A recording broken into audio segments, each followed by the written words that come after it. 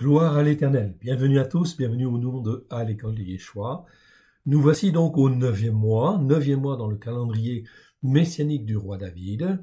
Nous sommes aujourd'hui au mois de décembre dans le calendrier grégorien et nous sommes le 3e Shabbat dans ce 9e mois. Comme vous le voyez en fait à l'écran ici apparaître, à droite, eh bien je vous l'agrandis, premier Shabbat 6e paracha, deuxième Shabbat 7e paracha, et le 3e Shabbat, ce sera le Shabbat cette année qui aura lieu le 11 décembre 2021. Ce sera la 8e paracha, Vayishlach, et il envoya. Cela nous parle de Yaakov, qui a une vision prophétique, bien évidemment, sur les temps en fait à venir. C'est donc extrêmement intéressant, car là, on est dans une vision extraordinaire, évidemment. Yaakov, je vous rappelle, c'est combien de siècles avant Jésus-Christ? C'est 16, on va dire, 16-18 siècles avant Jésus-Christ. Selon, en fin de compte, les interprétations des uns et des autres. Aujourd'hui, nous sommes le 20e siècle, après Jésus-Christ, après la naissance et la mort de Jésus-Christ. Eh bien, effectivement, nous avons vu, en fin de compte, ici, que Yaakov, en fin de compte, il a une vision sur le nazisme, en réalité, qui, en fin de compte, va agir contre, en fait, les Juifs, évidemment, et effectivement contre la vérité, contre le plan de Dieu de faire qu'Israël soit un peuple debout, puisse traverser les siècles et glorifier le nom de l'Éternel. Cela arrivera, quoi qu'il arrive. Nous arrivons dans des temps très difficiles. Nous sommes là donc le 3e Shabbat, je le répète, de ce 9e mois. Le sacrificateur qui fait le service, c'est Imer, cela change en fin de compte, tous les ans, parce qu'il y a un roulement selon effectivement le calendrier solaire et le calendrier lunaire. Il y a donc effectivement un roulement en fait ici des sacrificateurs de permettre à se retrouver dans le temps. En fait, la connaissance ici, elle a été un peu perdue, mais en réalité, ce sont les sacrificateurs, les plus hauts niveaux de sacrificateurs, donc des Kohanim, qui en fin de compte ont ou auront effectivement la révélation des temps en fait à venir. Voilà pourquoi nous sommes là dans un calendrier messianique du roi David qui est extrêmement important par rapport à ce que Dieu va faire dans les temps à venir sur le plan prophétique. Nous allons donc faire aujourd'hui l'introduction à cette 8e paracha, Vayishlach, et il envoya. Ce 3e, en fin de compte, Shabbat du 9e mois, c'est le dernier Shabbat avant la fête de Hanouka. Hanouka, vous le voyez apparaître sur l'écran, en fait, ici, je vous le montre. Cela commencera donc le 14 décembre au soir, c'est Erev Hanouka messianique. Je dis bien, c'est Hanouka messianique, pas Hanouka rabbinique. Hanouka des rabbins, selon la tradition en fait des rabbins, elle a déjà eu lieu, elle vient de se terminer. Mais Hanouka messianique, qui commence en fait le 25e jour du 9e mois, eh bien, ce sera en fin de compte le 15 décembre, et donc on commence toujours la veille au soir, donc le mardi 14 décembre. Là, ce sera donc Erev Hanouka, mais Hanouka messianique. Cette fête des Lumières, c'est une fête qui est très importante. Ce n'est pas une fête, ce qu'on appelle une fête de l'Éternel, c'est une fête prophétique et une fête messianique, qui en fait nous est révélée au travers de Christ Yeshua. Elle s'appelait dans les évangiles la fête de la dédicace, et Yeshua est la lumière du monde. Et toute la connaissance de Yeshua, Dieu veut la mettre en chacun de nous, afin que nous puissions être lumière pour l'Éternel. Voilà pourquoi cette fête, c'est la fête des Lumières, c'est la fête de tous les croyants qui sont bien ancrés sur la Torah, les prophètes et les psaumes, à la lumière de Yeshua, afin de glorifier le Père. Voilà pourquoi cette fête de Hanouka est donc très importante et qu'il convient d'apprendre à la découvrir, d'apprendre à la mettre en pratique, afin de rentrer dans l'obéissance et la soumission à Dieu, car il fait de nous des lumières, et il veut que chacun de nous, nous puissions témoigner autour de nous des vérités de la parole de Dieu, bien ancrées sur la Torah, les prophètes et les psaumes. Voilà pourquoi il y a des décalages avec la chrétienté, évidemment, qui n'a rien compris et qui ne comprend pas en fin de compte, qui continue à faire Noël, une fête idolâtre au possible, et effectivement qui manque effectivement de célébrer Hanouka, Hanouka messianique, qui est là le but de nous former, de nous façonner, afin que nous puissions être des lumières. des lumières pour l'Éternel. Chacun de nous, tous ceux que Dieu rachète au travers de Christ Yeshua, son Fils bien-aimé, Dieu veut en faire des lumières à la gloire de son Saint-Nom au travers de Christ Yeshua. Voilà pourquoi cette fête messianique et prophétique est extrêmement importante. Il faut la découvrir et il faut apprendre à la mettre en pratique. Donc il faut commencer tout simplement. Si vous avez déjà commencé, gloire à Dieu, le Seigneur va vous bénir et va vous ouvrir encore plus les yeux et les oreilles de vos cœurs afin que vous puissiez comprendre et être lumière parmi les ténèbres qui vont venir, qui sont déjà là, bien évidemment. Nous sommes là, tout ce que nous vivons, c'est les prémices, en fin de compte, des ténèbres qui sont en train de venir sur la terre parce que l'homme et la femme n'écoutent pas, généralement n'écoutent pas. Voilà pourquoi, là où vous êtes, peu importe si vous êtes peu nombreux, l'essentiel, c'est en fin de compte d'écouter et de mettre en pratique. C'est donc extrêmement important. Nous allons donc revenir ici donc à notre 8e paracha, Vayishla, et il envoya. Il envoya des anges dans le futur. Yaakov, il envoya des anges dans le futur pour montrer que cela va être la catastrophe. Ça va être en fin de compte des choses très difficiles et que le peuple des Juifs, le peuple des croyants, en fait ici, va passer par tout un certain nombre d'épreuves. Cela nous parle au niveau prophétique. Oui, bien sûr. Voilà pourquoi nous devons vraiment nous accrocher, en fait, et nous former, nous façonner, nous servir de la parole de Dieu comme des exemples. Oui, bien sûr, parce qu'ils sont là pour la parole de Dieu. Elle est bonne, elle est saine, elle est sainte pour nous former et nous façonner. Et que nous puissions être les témoins que Dieu veut, là où il veut, dans les temps, en fait, où nous sommes, parce que Dieu veut sauver. Dieu est un Dieu d'amour. Il veut sauver.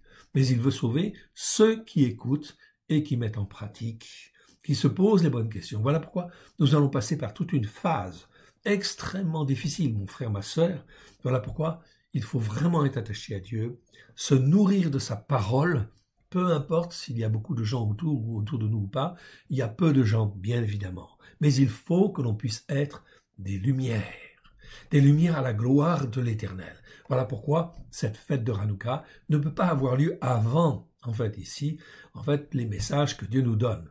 Donc la fête de Hanouka, dans le calendrier spirituel de Dieu, le calendrier messianique du roi David, la fête de Hanouka a toujours lieu après, effectivement, la 8e paracha. Toujours. Tous les ans, ce sera comme ça. Même si nous sommes en fait sur un calendrier en fait ici messianique du roi David, en fait les dates varient un tout petit peu en fait ici de quelques jours en fait ici d'une année sur l'autre. D'une année sur l'autre, ça glisse de 1 jour ou 2 jours. Pendant pratiquement en fait 6 années. Et en fait la 7e année, on recale toujours. Donc c'est ça le principe en fait du calendrier messianique du roi David. C'est vraiment en fin de compte une révélation. Absolument fantastique. Il y a peu de différence avec le calendrier grégorien, en fait ici, on va dire, par rapport au calendrier lunaire. Donc ici, apprenez à découvrir ce calendrier, car les fêtes sont toujours placées au même endroit dans ce calendrier. Venons, si vous le voulez bien, à notre introduction. L'introduction à cette paracha, Vayishlar, et il envoya, ou Yaakov envoya en fait des anges, des messagers dans le futur, ici, pour voir ce qui allait se passer, c'est-à-dire le drame, en fin de compte, justement, du nazisme, en fait, ici, qui voulait, en fait, exterminer, en fait, ici, mais derrière, c'est la puissance de Satan, qui voulait exterminer, en fait, ici, le peuple juif, les témoins, en fin de compte, de Dieu, les témoins de la vérité. Mon frère, ma sœur, nous rentrons dans une période prophétique extraordinaire, qui, en fin de compte, va montrer la puissance, en fin de compte, de Dieu, la puissance, en fait, de l'Esprit de Dieu dans chacune des vies, chacun des croyants, chacune des lumières que Dieu est en train de former, ici à droite, ici à gauche. Donc, ne désespérez pas, formez-vous, façonnez-vous, indépendamment des circonstances. C'est donc là très, très important. Allons bien évidemment maintenant dans notre introduction. L'introduction, ce sera en fin de compte aujourd'hui Jérémie 14. Donc on suit en fait le plan de Jérémie parce que l'Éternel nous l'a donné. Et effectivement aujourd'hui c'est le chapitre 14 de Jérémie. Yirmeyahu. Donc très important. Je vous rappelle à titre d'exemple, juste pour vous montrer que Jérémie est un prophète, oui, un grand prophète, et en fait, quand est-ce qu'il se situe? En fait, Jérémie,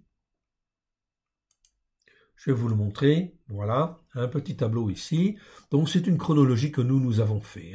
C'est une chronologie en fait très importante qui s'étale d'année en année et on essaie de replacer les différents événements.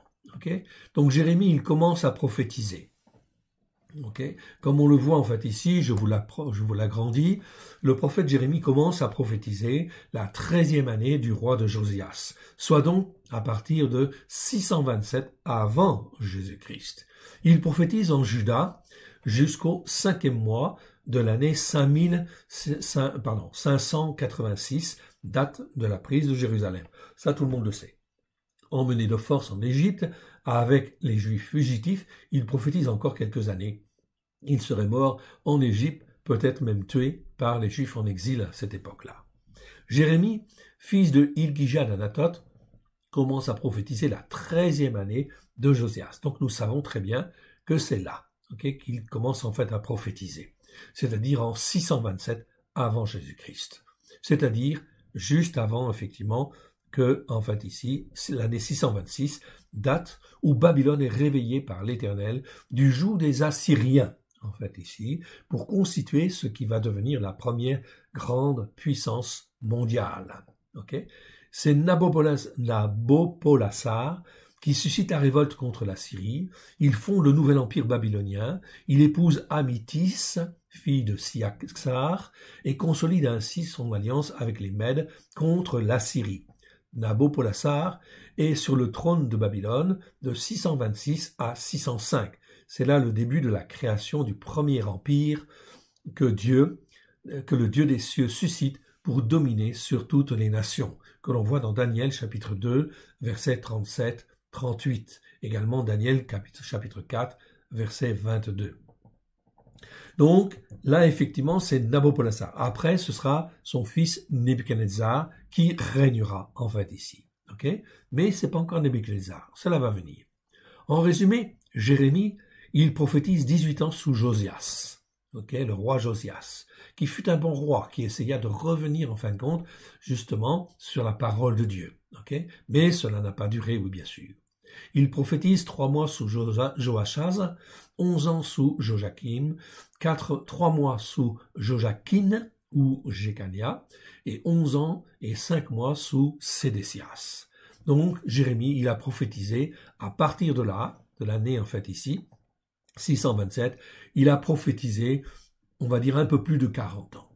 Donc c'est un prophète qui a duré longtemps, faisant toujours le reproche à Israël, ou à Juda en fait très précisément, de ne pas revenir sincèrement sur la parole de Dieu pour l'écouter et la mettre en pratique.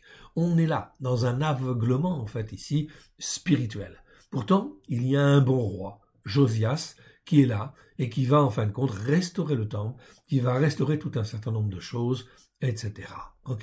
Il va en fin de compte, être là, Jérémie, pour rappeler. Jérémie précise en fait également que c'est à cause de Manassé, précise qu'à cause de Manassé, le jugement de l'Éternel sur Juda est inéluctable. On verra ça au chapitre 15 en fait de Jérémie, et aujourd'hui nous étudions le chapitre 14 en réalité. C'est pour vous donner en fait un aperçu en fin de compte de la situation.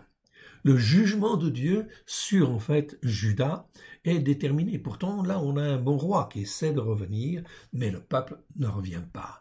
Le peuple s'en fiche. Le peuple s'en fiche de Dieu et n'écoute pas Dieu. Regardez, mon frère, ma sœur. C'est la même situation aujourd'hui, en fait, ici. 4, en fait, ici, épidémies de Covid-19, etc., sont déjà venues et ont touché, en fait, le monde. Le monde est en fin de compte suspendu à ce qui se passe. Voici en fait la 5e en fait ici épidémie qui sera encore plus dure en fin de compte que la précédente et cela s'aggrave de plus en plus. Pourquoi? Parce que l'épidémie est à peine terminée, que les hommes retournent à ce qu'ils faisaient en fait avant, et ils ne s'occupent pas de Dieu, ils ne se posent pas les bonnes questions pour dire nous devons plier le genou, nous repentir et plier le genou devant l'Éternel Dieu, écouter sa parole et la mettre en pratique. Repentez-vous car le règne des cieux est proche. Donc c'est extrêmement important en fait, où le règne de Dieu est proche. On peut dire ça aussi pareillement en fait aussi. Donc c'est le règne, quand on dit le règne des cieux, c'est le règne des valeurs spirituelles de Dieu.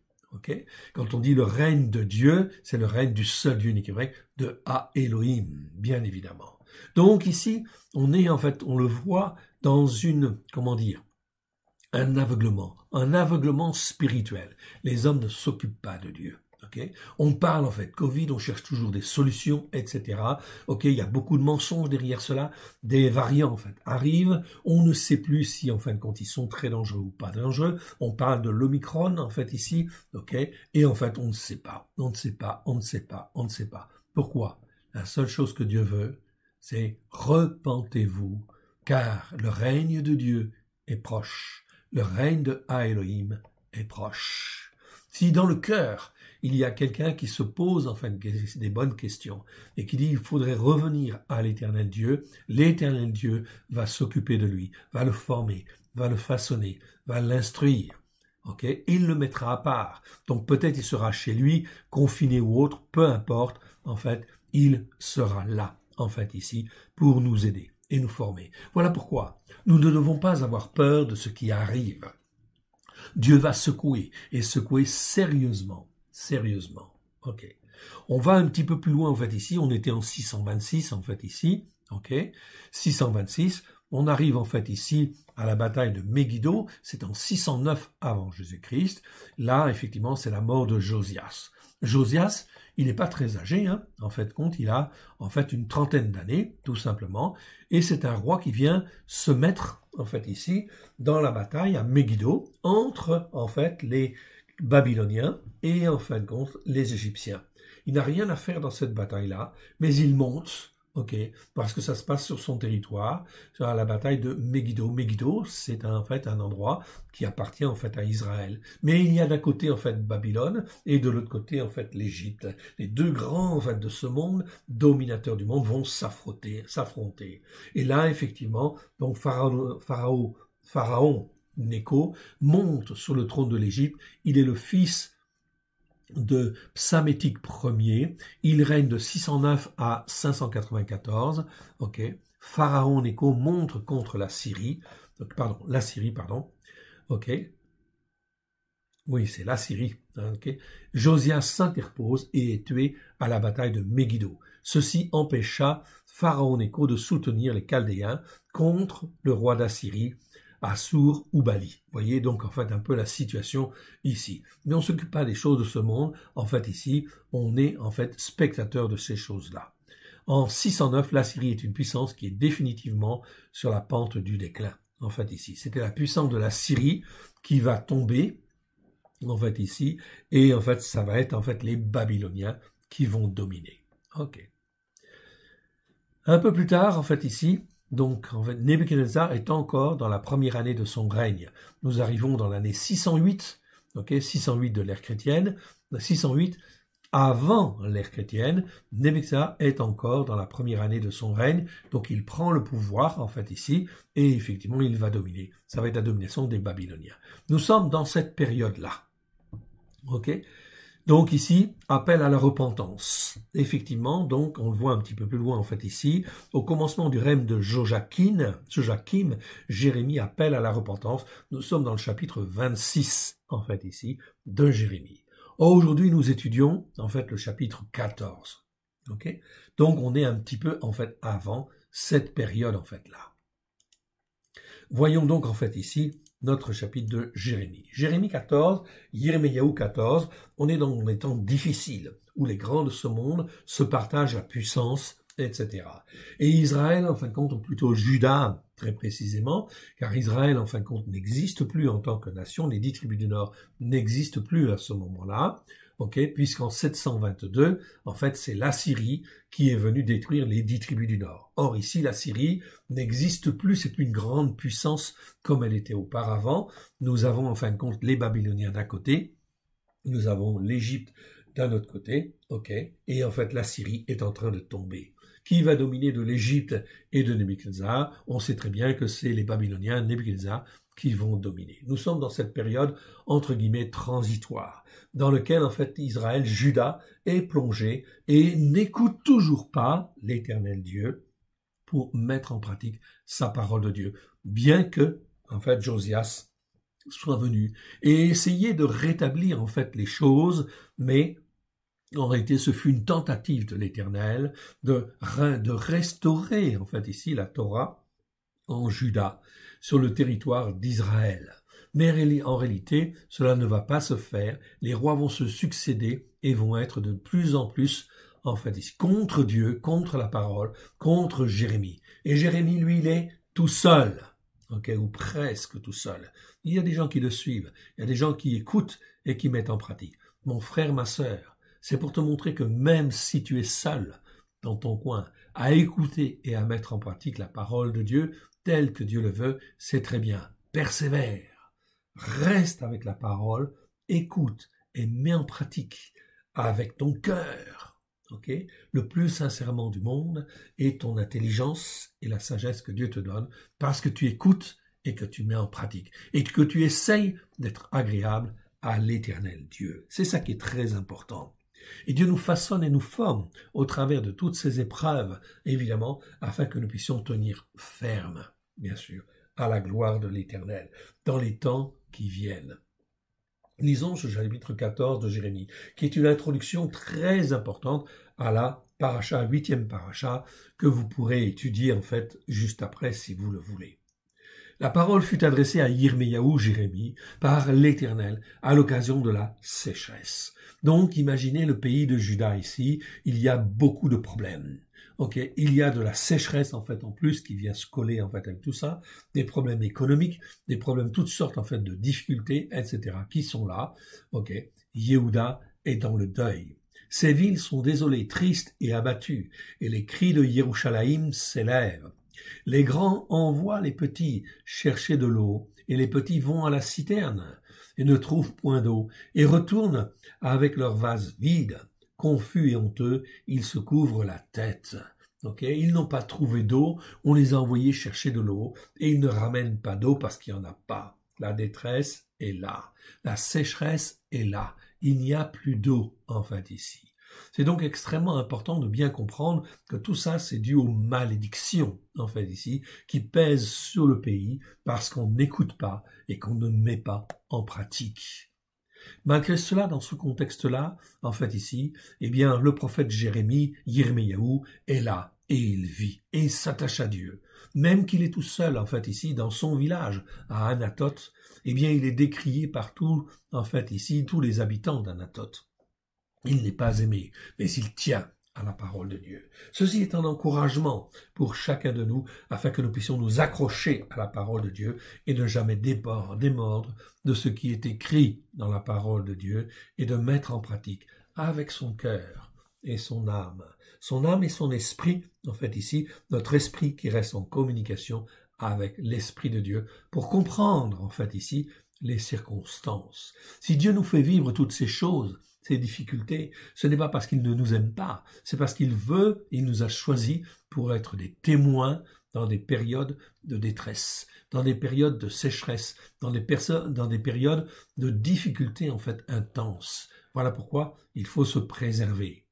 Il faut se préserver un chez soi, en fait ici, où on écoute et que l'on met en pratique. Verset 4. La terre est saisie d'épouvante, parce qu'il ne tombe point de pluie dans le pays, et les laboureurs confus se couvrent la tête. Donc vous voyez la détresse dans laquelle se trouve le pays.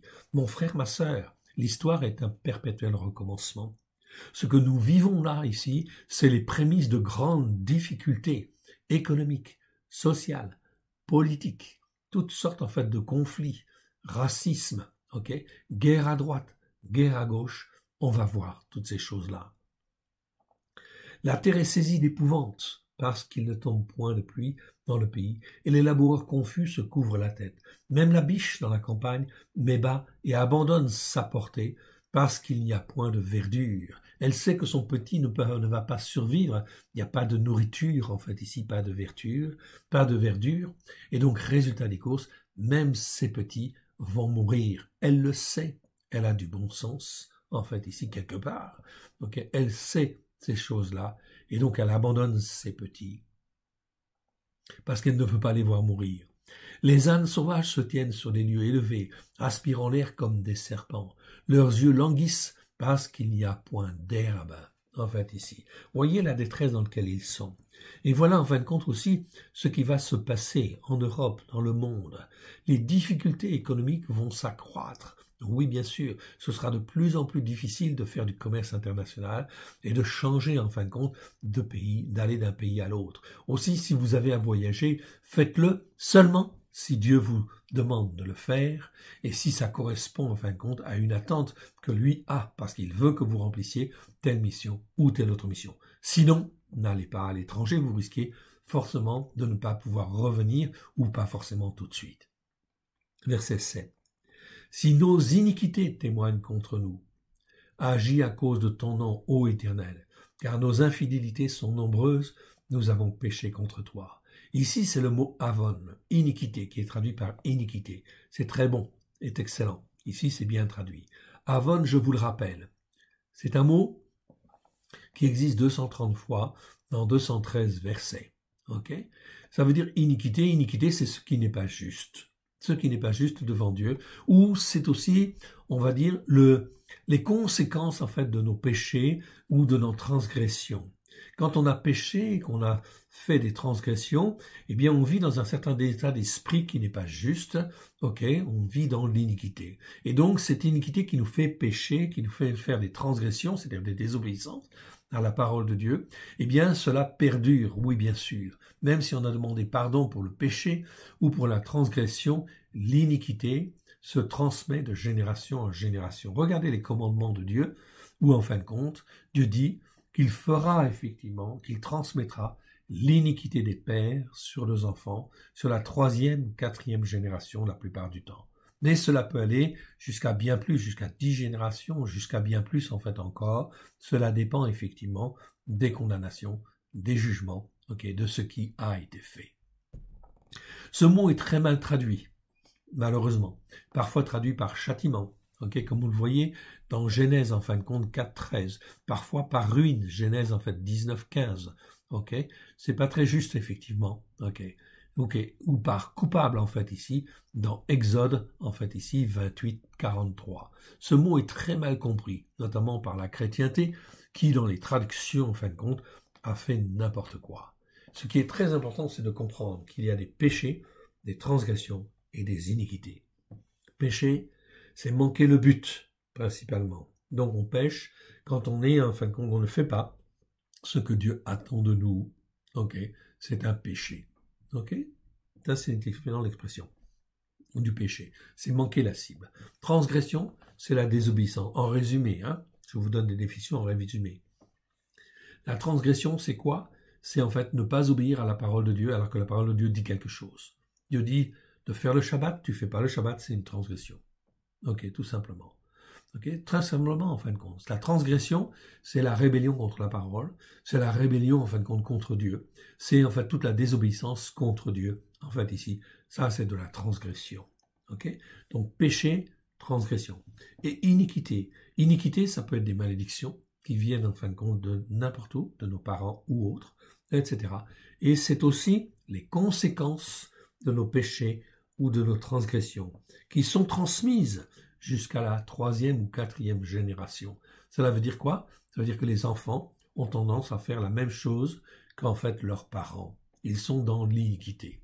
Donc on va résumer en fait comme cela, mais c'est bien ça. Ce sont donc des malédictions qui pèsent sur les familles, sur les enfants, et qui en fait incitent les enfants à faire de même. Ça ne veut pas dire qu'ils vont faire systématiquement de même, mais en réalité, s'ils n'ont pas la force de Dieu, la puissance de Dieu, au travers de Christ, ils ne peuvent pas en fait combattre, ou c'est très difficile de combattre contre les iniquités, contre les transgressions et contre les iniquités.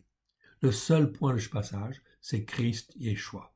Il faut reconnaître que l'on est coupable, que l'on est en fait pécheur devant l'Éternel, et effectivement, à ce moment-là, Dieu accepte en fait ici le repentir, s'il y a repentance, une attitude de repentance. Et à ce moment-là, en fait, il nous donne Yeshua comme Seigneur et Sauveur. comme sauveur d'abord, puis comme Seigneur, c'est-à-dire de manière à pouvoir dominer sur le péché, les transgressions et les iniquités. Mais pour cela, il faut écouter la parole de Dieu, il faut la mettre en pratique, c'est ça qui est très important, et il faut apprendre en fin de compte à en discerner la largeur, la longueur, la hauteur, la profondeur. Ceci se fait par un apprentissage, bien évidemment, de la parole de Dieu, où en fait toute la parole de la Genèse jusqu'à l'Apocalypse est nécessaire pour nous instruire et nous façonner. Voilà pourquoi, en fin de compte, c'est donc ici extrêmement important. Regardez ce qu'il dit en fait ensuite. Okay. Dans, en fin de compte, ici, Exode, chapitre 34, versets 6 à 7. Et l'Éternel passa devant lui et s'écria, Éternel, Éternel, Dieu miséricordieux, et compatissant, lent à la colère, riche en bonté et en vérité, en fait ici, qui conserve son amour, en fait qui conserve sa bonté plutôt, jusqu'à 1000 générations, qui pardonne l'iniquité, c'est Avon, celui dont je vous ai parlé tout à l'heure, okay. La rébellion, c'est pas la rébellion, c'est la transgression, okay. Donc c'est pécha en fait en hébreu, donc mauvaise traduction. Ok, ça conduit à une rébellion, on est bien d'accord. La désobéissance en fait à Dieu, le fait de désobéir à Dieu, de transgresser en fait ici la parole de Dieu, c'est de la rébellion contre Dieu. On s'installe dans la rébellion contre Dieu. Et le péché, rata, mais qui ne tient point le coupable pour innocent et qui punit l'iniquité des pères sur les enfants et les enfants des enfants jusqu'à la 3e et la 4e génération. Ça, ce sont des lois spirituelles. Donc personne n'y déroge. Ce que mon père ou ce que mes pères ont fait, eh bien ici nous en subissons les conséquences. C'est-à-dire que nous avons tendance en fait ici à agir dans le même état d'esprit, si je puis dire, ok, pour comprendre. Et donc pour sortir de là, il faut que Dieu m'arrache à cette condition familiale, à cet héritage spirituel. Oui, Dieu le fait au travers de Christ Yeshua. Voilà pourquoi le sacrifice de Yeshua est parfait à la croix, afin que quiconque croit ait la vie éternelle. Celui qui donne son cœur et sa vie à Yeshua, eh bien ici il va pouvoir recevoir l'Esprit de Dieu, qui va l'enseigner, le former, le façonner, afin qu'il puisse être un homme libre. Libre en fait des conséquences du péché, des transgressions et des iniquités, et d'appartenir en fait à Dieu, d'être formé et façonné pour être un peuple pour Dieu. Donc tout est prévu depuis 2000 ans, mon frère, ma sœur, au travers de Christ Yeshua, et aujourd'hui, les hommes n'écoutent pas. Ils sont dans une indifférence, en fait, ici, par rapport à la parole de Dieu. En fait, ici, c'est effectivement extrêmement grave. Si nos iniquités, verset 7, témoignent contre nous, agis à cause de ton nom, ô Éternel, car nos infidélités sont nombreuses et nous avons péché contre toi. Oui, bien sûr. Dieu n'a pas attendu, okay, il a fait au travers de Christ Yeshua. Christ est venu sur la terre, ok, en tant qu'homme, il a payé le prix pour que nos péchés, nos transgressions, nos iniquités puissent être en fait lavés, purifiés, ok, au travers du sacrifice de Yeshua, et que nous puissions être formés, façonnés par sa parole, la Torah, les prophètes et les psaumes, et la Brit Hadasha, l'alliance nouvelle, afin que nous puissions être formés, être un peuple pour Dieu, le servir lui et lui seul. Ça, c'est l'affaire de chacun.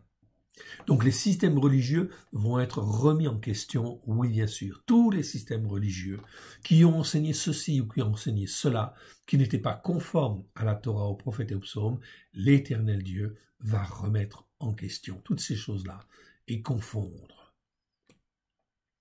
Verset 7, je reprends. Si nos iniquités témoignent contre nous, agis à cause de ton nom, ô Éternel, car nos infidélités sont nombreuses et nous avons péché contre toi. Donc Dieu a envoyé, il y a 2000 ans déjà, Christ Yeshua en tant qu'homme, afin que Christ puisse payer, en fait ici, pour les péchés, les transgressions et les iniquités, et que quiconque croit puisse avoir la vie éternelle. Regardez ce qu'on fait depuis 2000 ans. On enseigne à droite, on enseigne à gauche, mais on n'enseigne pas la vérité. Résultat des courses, eh bien, en fait, Dieu est en colère.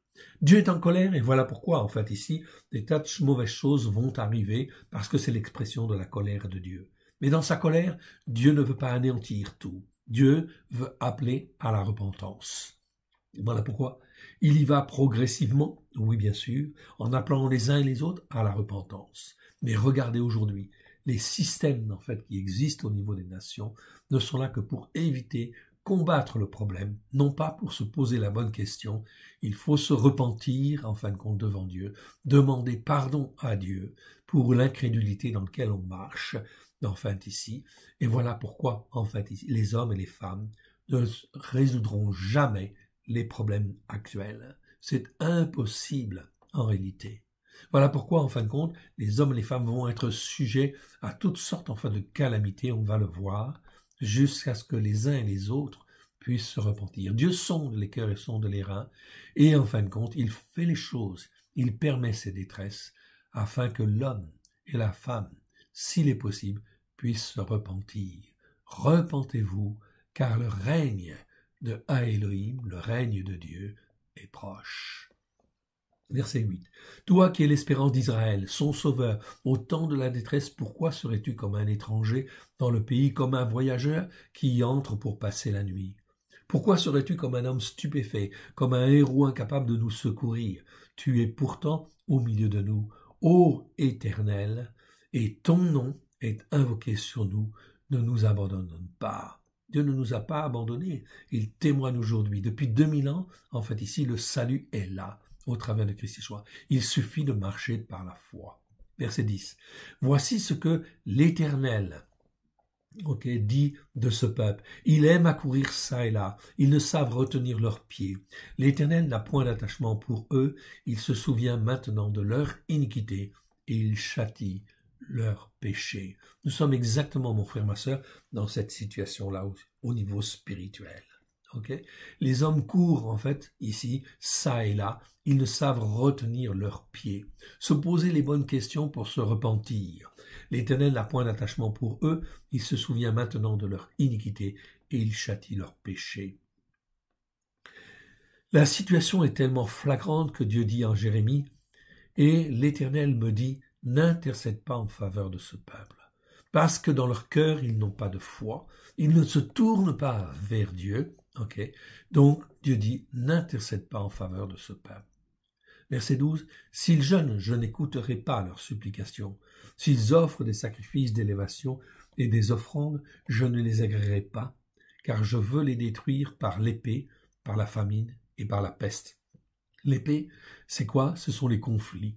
Bien évidemment, toutes sortes de conflits, soit internes en fait au pays, des conflits en fait où il y a des morts, bien évidemment, par la famine, et par la peste. Dieu prévoit 3 fléaux, l'épée, la famine et la peste. Et vous voyez, mon frère, ma sœur, regarde les actualités, écoute, mais regarde autour de toi, il y a de plus en plus en fait ici de conflits, bien sûr, c'est l'épée. Il y a de plus en plus en fait de problèmes entre guillemets de famine en fait ici. C'est pas encore tout à fait en fait bien rentré, en fait ici enfin bien établi, mais il y en a, ça commence. Et par la peste, le Covid-19, ce n'est qu'une forme de peste. Après, il y aura d'autres variants, d'autres ceci, d'autres cela. Eh bien, en fin de compte, c'est Dieu qui le permet. Et je répondis, ah, mon Adonai, Yehoui, mon Adonai éternel. Chaque fois qu'on a le tétragramme, dites en fin de compte toujours l'Éternel. Mais ici, il y a une particularité quand même. Regardez en fait ici au verset 11. Au verset 11, c'est vocalisé, le tétragramme, c'est vocalisé Yeva, en fait en hébreu. Dans le texte en fait hébreu. C'est généralement en fin de compte la vocalisation la plus courante que l'on trouve dans le texte hébreu, en fait ici. Eh bien, elle existe plus de 6000 fois. Mais dans un certain nombre de versets, 305 très précisément, ce n'est pas vocalisé Yewa, en fait ici, mais c'est vocalisé Yehoui. Et généralement, c'est toujours avec le nom Adonai devant. Adonai, ça veut dire Seigneur, mais c'est un Seigneur en fait au pluriel.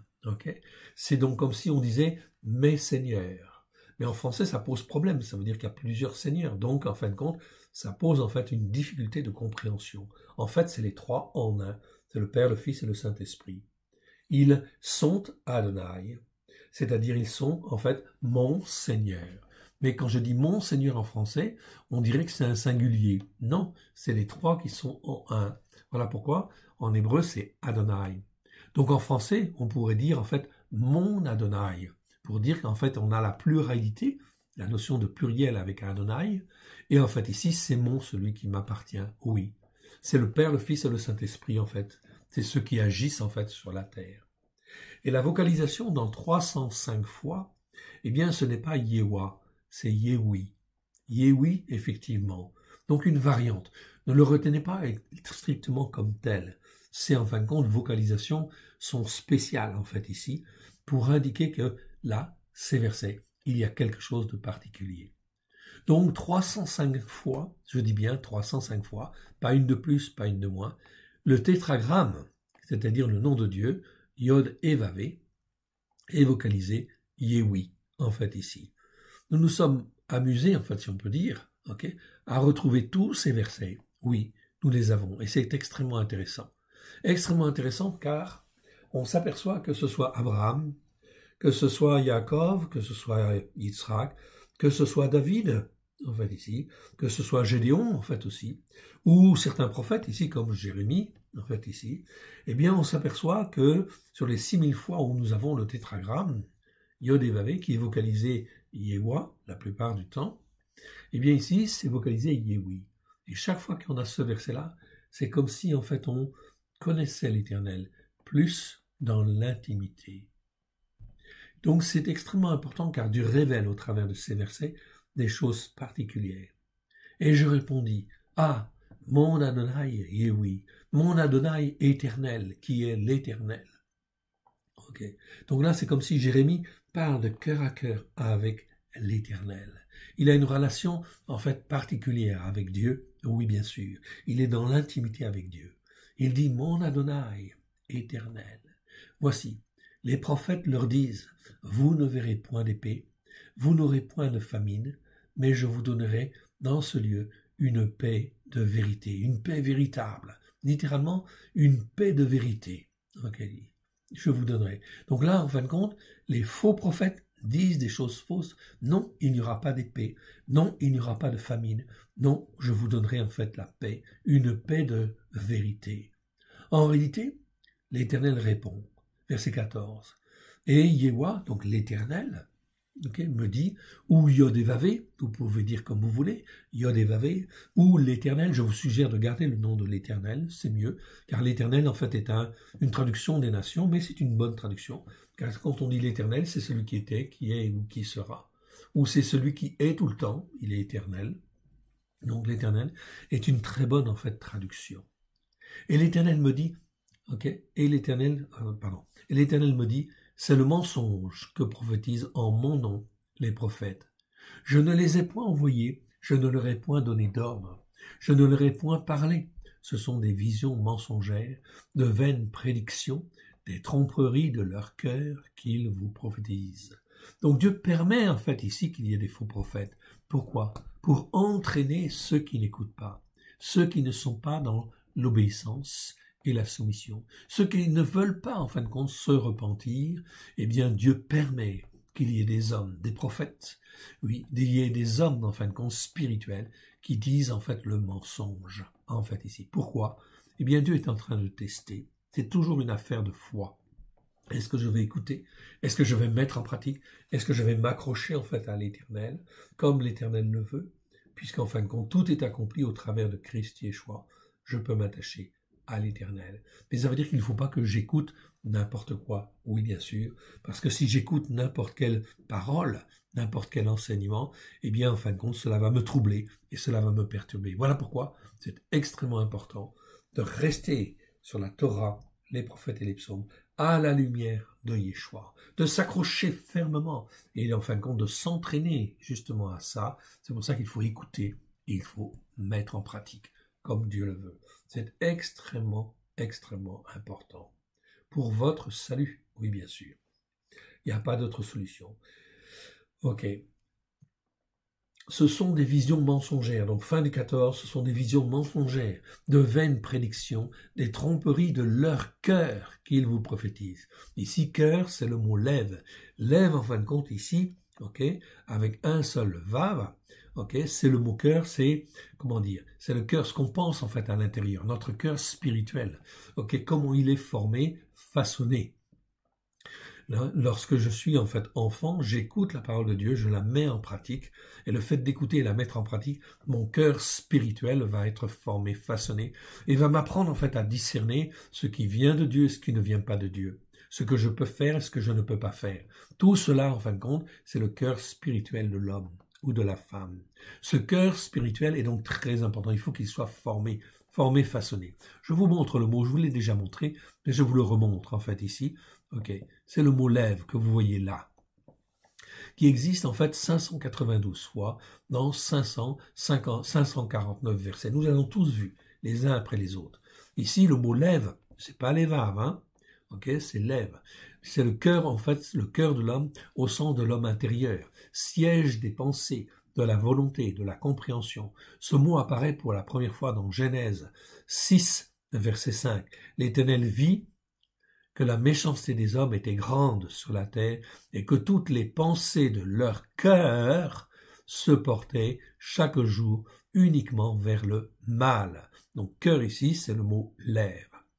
On trouve également ce mot dans Genèse 18, 5, okay, où il est dit en fait ici, regardez, okay, Abraham dit, et réconfortez votre cœur, en fait ici, reprenez vos forces en mangeant.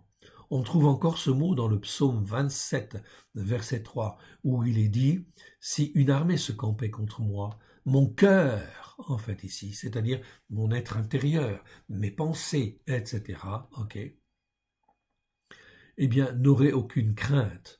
Ou encore dans le psaume, en fait 16, verset 9, où il est dit, aussi mon cœur s'est réjoui. Ok, ce mot est utilisé dans certains versets pour indiquer un cœur entièrement tourné vers Dieu, ou qui devrait l'être avec des sentiments régénérés, sanctifiés, orientés uniquement vers Dieu, comme dans le psaume en fait ici, 51, verset 12, où David en fait s'écrie « Ô Dieu, crée en moi un cœur pur ». Donc ça c'est extrêmement important en fait ici, tout dépend en fin de compte de la formation dans laquelle nous avons été. Si nous avons été formés par la parole de Dieu, si on lit régulièrement la parole de Dieu tous les jours, eh bien, cette parole, en fait, ici, eh bien, si nous la prononçons, elle ne remonte jamais au ciel sans avoir accompli sa volonté. Et cette parole, en fin de compte, que nous lisons, que nous entendons, eh bien, elle nous forme, elle nous façonne, elle fait que nous avons un cœur spirituel qui est, en fin de compte, formé, façonné. Voilà pourquoi, en fin de compte, ici, ça, c'est extrêmement important de lire la parole de Dieu, de l'écouter et de la mettre en pratique. Ok. Ce mot, en fait, aussi est traduit dans certains versets par, en fait, ici, voici les versets où le mot, en fait, lève est traduit par pensée dans la seconde SLG-NG, comme dans 2 Chroniques 4.4. Après cela, Joas eut la pensée de réparer la maison de l'Éternel, c'est-à-dire eut à cœur, si vous voulez, ou eut dans le cœur de réparer la maison de l'Éternel. Oui, ok. Donc ce mot lève est parfois traduit par pensée. C'est pas forcément une mauvaise chose, mais c'est pas en fait la meilleure traduction non plus. Jérémie 3.16, lorsque vous aurez multiplié et fructifié dans le pays, en ces jours-là, dit l'Éternel, on ne parlera plus de l'arche de l'alliance de l'Éternel, elle ne viendra plus à la pensée. On ne se la rappellera plus, on ne s'apercevra plus de son absence, et l'on n'en fera plus état. Et l'on n'en fera point d'autre, pardon. Donc Jérémie 7.31, ils ont bâti des hauts lieux à Tophet, dans la vallée de Ben-Hinnom, pour brûler au feu leurs fils et leurs filles, ce que je n'avais point ordonné, et qui ne m'était point venu à la pensée, dit le Seigneur, au travers de Jérémie. Donc ici, le mot lève, vous voyez, parfois est traduit par, en fait, pensée. En fait, c'est ce qu'on pense à l'intérieur. Comment on a été formé, façonné. C'est ça, en fin de compte. C'est le cœur spirituel. C'est en fait notre être intérieur. Comment il a été façonné, instruit. Jérémie 19.5. Ils ont bâti des hauts lieux pour brûler des enfants au feu en holocauste à Baal, ce que je n'avais ni ordonné ni prescrit, ce qui m'était point venu à la pensée, en fait ici, dans le cœur. Je n'imaginais même pas cela. Jérémie 32.35. Il ne m'était point venu à la pensée qu'il commettrait de telles horreurs pour faire pécher Yehuda. Okay? Donc ça c'est vraiment très important. Donc le mot lève, c'est en fait la formation dans laquelle nous avons été. Est-ce que j'ai été formé, façonné?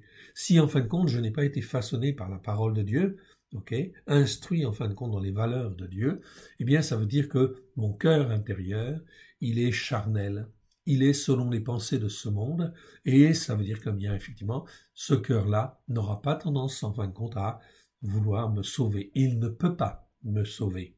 Il reste charnel, il reste terrestre.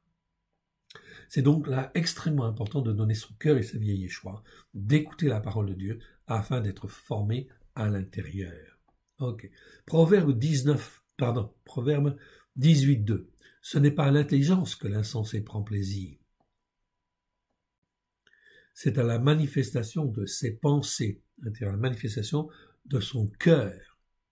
Mais dans beaucoup de versets, le mot lèvre traduit par cœur nous parle bien du cœur de l'homme au sens spirituel du terme et donc de ses pensées profondes. On est bien d'accord. Comme Jérémie en fait 23-26, prophétiser la tromperie de leur cœur, ou comme dans Jérémie 17.1, le péché de Judas est écrit avec un burin de fer, avec une pointe de diamant, il est gravé sur la table de leur cœur. Donc c'est pas toujours trop bien de traduire effectivement ce mot-là par pensée. Mais en fin de compte, ici, c'est la notion du cœur spirituel. Jérémie 17.5. Ainsi parle l'Éternel. Maudit soit l'homme qui se confie dans l'homme, qui prend la chair pour son appui, qui détourne son cœur de l'Éternel, son cœur spirituel de l'Éternel. Malheur. Jérémie 17.9. Le cœur est tortueux par-dessus tout et il est méchant. Qui peut le connaître? Il n'y a que Dieu qui peut sonder, en fait ici, la profondeur du cœur, la profondeur de ce qu'on pense, la profondeur de ce qu'on est, en fait ici. C'est ça le cœur de l'homme, le cœur spirituel de l'homme. Est-ce qu'il est formé, façonné? Non. Par nature, il est tortueux. La Bible dit, il est tortueux. Donc il n'y a qu'une seule chose, en fin de compte, qui peut être faite, c'est d'être racheté par Christ, afin que nous puissions être façonnés, instruits, formés, que nous puissions avoir un cœur qui soit formé, qui ne soit plus tortueux, en fait ici. C'est la seule voie de salut, et elle passe par Christ Yeshua. Jérémie 17.10.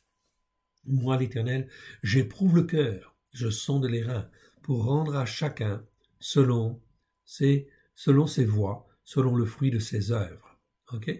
Jérémie, en fin de compte, 18.12.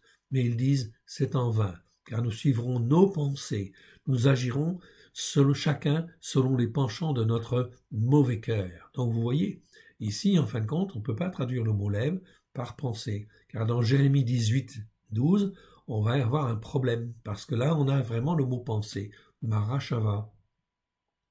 Mais ils disent, c'est en vain, car nous suivrons nos pensées, nous agirons chacun selon les penchants de notre mauvais cœur.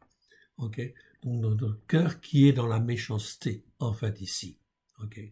Donc là, c'est très important ici, comment est formé notre cœur. D'où l'important de notre cœur, c'est notre être intérieur, si vous voulez. Donc ça, c'est cœur spirituel. C'est donc très important. Ce cœur, il doit être formé, il doit être façonné. Et en fait, par quelle parole peut-il être façonné, si ce n'est la parole de Dieu, évidemment. C'est la seule manière de pouvoir s'en sortir. Verset 15. C'est pourquoi, regardez bien ce qui va se passer. Donc, dans l'avenir, dans les choses qui viennent, c'est extrêmement important de s'attacher à Dieu au travers de Christ Yeshua, de lire la parole de Dieu, de se former, de se façonner et de comprendre avec son cœur intérieur, avec intelligence et sagesse, par l'Esprit de Dieu, de comprendre comment il faut être, comment s'attacher au seul Dieu unique et vrai. Verset 15. Sinon, on ne pourra pas discerner, justement dans les temps qui viennent, en fait ici, et écouter comme il convient. C'est pourquoi, en fait, aujourd'hui, avec le Covid-19 et toutes ces choses, en fait, nous sommes obligés de nous retrancher, en fait, aussi chez nous, et c'est un bien aussi, quelque part. Oui, c'est un bien parce que ça oblige les hommes et les femmes à se poser les bonnes questions et à se retrouver seuls, en fait, chez soi, devant Dieu, en fait, ici, et de se poser les bonnes questions. Donc le Covid-19 aujourd'hui, on l'appelle comme on veut, en fait ici, où toutes les infections qui viennent, etc., sont l'occasion, en fait ici, d'un appel à la repentance, en fait, ici. Repentez-vous, car le règne de Elohim est proche, car le règne de Dieu est proche. C'est l'occasion donc de se repentir, de se poser les bonnes questions. C'est pourquoi ainsi parle l'Éternel sur les prophètes, qui prophétisent en mon nom sans que je les ai envoyés, et qui disent « Il n'y aura dans ce pays ni épée, ni famine. » L'Éternel dit quoi? Ces prophètes périront justement par l'épée et la famine. Donc Dieu ne laissera pas les choses impunies. Oui, bien sûr. Okay? Il permet, mais il va punir, en fait aussi, quelque part. Parce que c'est le choix des hommes. Ils n'ont pas voulu s'humilier, se repentir, pour, en fin de compte, apprendre l'obéissance et la soumission. Alors, en fin de compte, eh bien, Dieu va s'occuper d'eux. C'est pourquoi ainsi parle l'Éternel. Sur les prophètes qui prophétisent en mon nom sans que je les ai envoyés, et qui disent « Il n'y aura dans ce pays ni épée, ni famine, ces prophètes périront par l'épée et par la famine. Et ceux à qui ils prophétisent seront étendus dans les rues de Yerushalayim par la famine et par l'épée. » Donc si on écoute ces faux prophètes, eh bien en fin de compte, dans ce cas-là, eh bien en fait on va mourir, oui bien sûr. Ils vont mourir par l'épée et par la famine parce qu'ils ont écouté ces faux prophètes plutôt que d'écouter en fait mon Dieu et de mettre en pratique ses commandements. Verset 16. Et ceux à qui ils prophétisent seront étendus dans les rues de Jérusalem.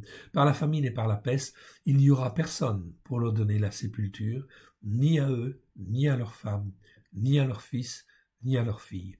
Je répandrai sur eux leur méchanceté. C'est terrible, ces jugements. Voyez donc dans quel état d'esprit Jérémie, en fin de compte, était en fait ici à cette époque-là. Malheureusement, aujourd'hui, l'histoire est un perpétuel recommencement. C'est exactement la même situation spirituelle dans laquelle nous nous trouvons au niveau, en fin de compte, du monde entier aujourd'hui. Verset 17. Dis-leur cette parole. Les larmes coulent de mes yeux, nuit et jour, et elles ne s'arrêtent pas. Car la Vierge, fille de mon peuple, a été frappée d'un grand coup, d'une plaie très douloureuse. Si je vais dans les champs, voici les hommes que l'épée a percés. Si j'entre dans la ville, voici les êtres que consume la faim. Le prophète même et le sacrificateur parcourent le pays sans savoir où ils vont. Ceux qui étaient censés, en fait, ici, éclairer, en fait, les hommes, les prophètes, eh bien, en fin de compte, ils ne voient rien, ils errent. Et les sacrificateurs, les prêtres, en fait, ici, parcourent le pays sans savoir où ils vont, en fait, ici, parce que ils sont complètement dans l'aveuglement. Ils ne sont pas ancrés sur la Torah, les prophètes et les psaumes. Verset 19. As-tu donc rejeté Yehuda? Dit Jérémie. Et ton âme a-t-elle pris de Sion en horreur? Pourquoi nous frappes-tu sans qu'il y ait pour nous de guérison? Nous espérions le shalom, et il n'arrive rien d'heureux. Un temps de guérison, et voici l'épouvante. C'est même plus fort que le mot terreur, en fait, ici. Okay, dans certaines Bibles, c'est traduit par terreur. Ici, c'est pire que la terreur. Terreur, c'est le mot parade, en fait, en hébreu. Ici, c'est pas le mot parade. Petit cas, je vous le montre. C'est le mot beata. Okay, beata, ça nous parle, en fait, d'épouvante. Okay, ça vient du verbe ba'at, en hébreu, qui veut dire effrayer, épouvanter, être terrifié, pris d'une soudaine terreur, ou d'une terreur intense, en fait, ici. Ok. Verset 20. L'Éternel, Éternel, nous reconnaissons notre méchanceté, l'iniquité de nos pères, car nous avons péché contre toi. À cause de ton nom, ne méprise pas, ne déshonore pas le trône de ta gloire. N'oublie pas, ne romps pas ton alliance avec nous. Parmi les idoles des nations, en est-il qui fasse pleuvoir? Ou est-ce le ciel qui donne la pluie? N'est-ce pas toi? Ô Éternel, notre Elohim, nous espérons en toi, car c'est toi qui as fait toutes ces choses. Donc Jérémie, dans le contexte en fait ici où il se trouve, les gens n'écoutent pas, ne mettent pas en pratique. Bien sûr qu'il y en a quelques-uns qui le font, c'est très bien.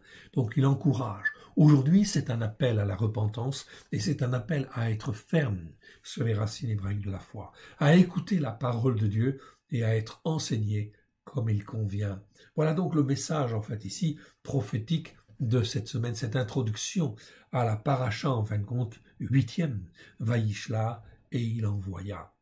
Je vous encourage donc, en fait, évidemment, à bien écouter, en fait, ici, la parole de Dieu et à lire, en fait, les passages, à prendre les petites brochures que nous avons fait, qui sont des enseignements écrits, en fait, ici, sur chaque semaine. Allons maintenant, si vous le voulez bien, en fin de compte, sur, en fait, la chaîne YouTube. Je vais vous montrer. Ok. Donc, on va sur la chaîne YouTube. Ok. Donc, on tape YouTube, à moins que vous y êtes déjà. Ok. Donc, vous allez sur la chaîne YouTube. Ok. Là, je vous le montre pour ceux qui ne connaissent pas bien. Donc, vous allez sur YouTube, tout simplement. Ok. Et puis, en fin de compte, quand vous êtes sur la chaîne YouTube, vous tapez, en fait, ici, tout simplement, à l'école de Yeshua. Ok. Et vous voyez notre chaîne apparaître ici, à l'école de Yeshua. Elle est libre d'accès et vous avez plus de 350 vidéos d'enseignement qui vous permettent d'être enseignés sur les racines hébraïques de la foi au travers de Christ, Yeshua, de Yeshua, celui qui est appelé le Christ, afin effectivement de pouvoir grandir dans la vérité de Dieu. Vous envoyez et vous arrivez en fait sur la chaîne en fait ici. La chaîne à l'école de Yeshua. Vous cliquez en fait ici sur le logo afin en fait d'arriver dans le menu et là vous êtes en fait bon dans le menu. Ok, tout simplement. Menu principal, accueil, vidéo, playlist, communauté, chaîne à propos, etc. Et vous avez une zone de recherche en fait ici. Ici c'est la paracha en fait 8. Eh bien on va taper paracha 8. Tout simplement, et vous envoyez, en fait, ici, et vous avez les vidéos de la paracha 8 qui apparaissent. Regardez, ok? Vous avez, en fait, ici, d'abord, ok, vous les avez là. Nous sommes, en fait, le 9e, en fait, ici, 9e mois, donc c'est 09. Ici, 21, c'est le 21e jour, en fin de compte, du 9e mois, et vous avez la paracha 8. Vous avez, en fait, 3 vidéos. La première, en fait, ici, qui apparaît, en fait, ici, donc 0921, paracha 8, Vaishlar et il envoya, partie 1 sur 3. Vous avez 3 parties. Cette partie fait 1h54. Donc elle est très détaillée en fait ici. Pourquoi? Parce que c'est une vidéo extrêmement importante. On voit le mal qui va venir en fait ici sur le monde entier. Et là en fait on va parler du nazisme en fait ici, du fascisme si vous voulez. Et ne croyez pas que parce que en fait Hitler n'est plus là, que le fascisme ne va pas revenir. Oui, ça va revenir, oui bien sûr, parce que c'est la puissance du léopard, quelque part. Elle va revenir sur tous les pays occidentaux, donc il va y avoir une montée de l'extrême droite, ça va être extraordinairement fort. Ici, cette paracha nous parle de l'angoisse de Jacob lorsqu'il voit spirituellement comment le peuple de Dieu va être, en fait, ici, sujet à toutes sortes, en fin de compte, de mauvaises choses. Voilà pourquoi, mon frère, ma sœur, il faut être intelligent, il faut être sage, et apprendre en fait à écouter Dieu et à mettre en pratique comme lui le veut. Car si j'écoute et que je mets en pratique, Dieu va me garder et va faire que je ne vais pas tomber dans tel piège ou tel autre piège. Oui, bien sûr, parce que c'est lui qui est le maître du monde et le maître des circonstances. Il faut que j'apprenne l'obéissance et la soumission. Vaishlar, et il envoya, partie 1 sur 3, vous en avez pour 1h54. La deuxième partie, en fait ici, 0921, paracha 8, partie 2 sur 3, il y en a pour 1h11. Ok, donc il y a largement de quoi faire. N'écoutez pas tout en même temps, ok, mais faites-le, étalez cela dans le temps. Ce que vous n'avez pas vu la première année, vous pouvez voir la deuxième année, puis la troisième année, bien que les temps en fin de compte ici, maintenant, urgent, en fait ici. Et vous avez la troisième partie, 0921, paracha 8, Vaishlar et il envoya, partie 3 sur 3. Et celle-ci fait 1 heure. Donc vous avez en fait ici, vous voyez, 4 heures, plus de 4 heures d'enseignement sur la paracha de la semaine. Il y a de quoi en fin de compte ici vraiment se former, se façonner. N'écoutez pas tout d'un seul coup, non. Prenez-en une partie, puis en fait reprenez un peu plus tard, complétez, etc. Mais il faut se former. Parlez-en en fait autour de vous aussi, parce que de toute façon, il faut absolument que notre cœur spirituel, se forme ou soit façonné sur la parole de Dieu pour s'attacher à Dieu, en fait ici, et rester attaché à Dieu. Mais la première étape, c'est de donner son cœur et sa vie à Yeshua, afin d'être sauvé. Quiconque croit à la vie éternelle. C'est donc en fait extrêmement important et fondamental. On ne joue pas avec cela. Les choses, en fin de compte, vont se faire de telle manière que la détresse, l'épée, la famine, et la peste vont se répandre en fait sur le monde, car nous sommes dans une période en fait ici de jugement, d'appel à la repentance profondément ancrée en fait ici, de manière à ce que les hommes et les femmes puissent se poser les bonnes questions. Dieu veut sauver, aussi témoigner autour de vous, parler autour de vous, mais gardez en fait un lieu précieux chez vous en fait ici, qui soit vraiment un lieu sanctifié, un lieu purifié, où on écoute et que l'on met en pratique la parole de Dieu à la gloire de l'Éternel. À ces 3 vidéos, à partir en fin de compte de cet instant en fait ici, eh bien vous aurez en fait ici une autre vidéo qui sera l'introduction à ces 3 parachas qui va paraître. Donc lorsque vous taperez paracha 8, eh bien vous aurez aussi l'introduction que nous avons fait aujourd'hui. Vous pouvez l'écouter, la communiquer en fait à d'autres personnes aussi, car les temps vont devenir très très difficiles. Remettons ces quelques instants à l'Éternel notre Dieu. Père très saint, nous te rendons grâce dans le précieux nom de Yeshua. Merci parce que tu as prévu le salut pour tout homme, pour quiconque croit et qu'il puisse avoir la vie éternelle. Merci pour ta patience, merci pour ta bonté, car depuis 2000 ans tu as tout accompli afin que cela puisse se réaliser sur la terre. Au lieu de cela, l'homme fait ce qu'il veut, comme il veut, il interprète, il tord ta parole, il la change, et aujourd'hui, le monde est dans une détresse telle que les hommes ne te connaissent même pas. Les hommes ne te connaissent pas parce que l'Église n'a pas rempli. Les chrétiens, les croyants, en fait ici, n'ont pas rempli en fait leur rôle de témoignage comme toi tu l'avais voulu. Comme tu l'avais voulu au 1er siècle, où dès lors que Christ Yeshua était venu, eh bien 3000 hommes venaient. 5000 hommes en fait ici venaient ensuite. Une foule de sacrificateurs se convertissaient, bien évidemment, car tu étais là en fin de compte à vouloir sauver. Père très saint, ton cœur est grand et ton cœur est merveilleux, car tu ne veux pas la mort, mais tu veux la vie. Et tu veux que la vie soit restaurée dans le cœur des uns et des autres. Aide-nous, mon Dieu, mon Père, à te faire plaisir. Pardon pour nos erreurs, pardon pour nos interprétations erronées, pardon pour notre manque d'obéissance et notre manque de soumission à ta parole.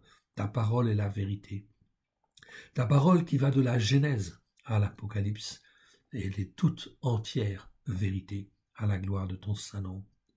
Pardon, Seigneur, pour nos erreurs, nos péchés, nos transgressions, nos iniquités. Pardon pour nos mauvaises interprétations. Nous te rendons grâce et nous te prions humblement que par la puissance de ton Saint-Esprit, tu nous touches les uns et les autres et que tu nous ramènes sur la bonne voie à la gloire de ton saint nom. Que tu nous formes et que tu nous façonnes, que tu fasses de nous, croyants, juifs et non-juifs, un seul peuple à la gloire de ton saint nom, au travers de Christ Yeshua, ton Fils bien-aimé. Merci Père, merci Yeshua, merci Saint-Esprit. Aide-nous, mon Dieu mon Père, à te faire plaisir. Amen. Que l'Éternel Dieu vous bénisse et vous garde. Écoutez, réécoutez et parlez-en autour de vous. Que l'Éternel Dieu vous bénisse et vous garde. Shabbat shalom à tous. Amen.